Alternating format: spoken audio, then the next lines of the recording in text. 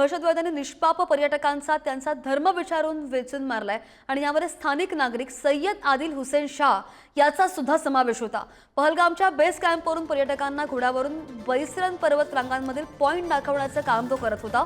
जेव्हा दहशतवाद्यांनी हल्ला केला तेव्हा पर्यटकांना वाचवण्यासाठी तो थेट दहशतवाद्यांशी भिडला, मात्र यावर त्याला जीव गमवावा लागला।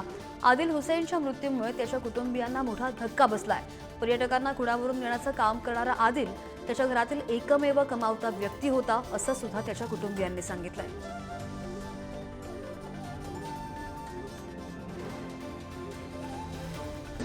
एक बच्चा कमाए वाला से खुदा तो बड़ा ही याद है। हाय अल्लाह के कर खुदाया। घर में और कोई नहीं है कमाने वाला? ना ना ना हाँ। ये कमाए वाला। ये वहाँ पे घोड़ा चलाता था? हाँ घोड़ा चलाता था। ये हाय खुदा।